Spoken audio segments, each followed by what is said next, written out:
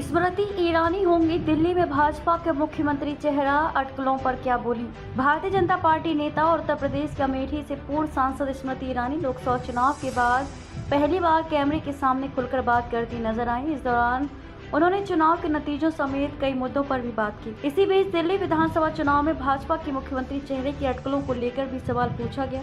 YouTube पर post हुए एक podcast top angle with Sushant Sinha में ईरानी ने कहा कि उनका नाम हर चुनाव में लिया जाने लगा है। साथ ही उन्होंने कहा कि अब वो इन बातों पर ज्यादा भरोसा नहीं करती हैं। 2024 लोकसभा चुनाव ईरानी ने कांग्रेस नेता राहुल गांधी के खिलाफ लड़ा था, जिसमें उन्हें हार का सामना करना पड़ा था। क्या दिल्ली में भाजपा के सीएम चेहरा होंगी स्मृति ईरानी? ईरानी ने कहा कि पिछले 10 चुनाव में गली नुक्कड़ के चुनाव में भी मेरा ही नाम आता है। मेयर के चुनाव में, विधायक के चुनाव में, विधानसभा के चुनाव में ऐसा कोई चुनाव नहीं जहां पर मेरा नाम ना आए। अब मैं इन बातों पर पूरी तरह से भरोसा नहीं करती हूँ। राजधानी दिल्ली की 70 विधानसभा सीटों पर फरवरी 2025 में चुनाव हो सकते हैं। हालांकि उन्होंने दिल्ली के सीएम चेहरे को लेकर साफ जवाब नहीं दिया। उन्होंने कहा कि आपको अगर अपने देश, प्रदेश या समाज के लोगों की सेवा का मौका मिलता है तो ये प्रिविलेज है।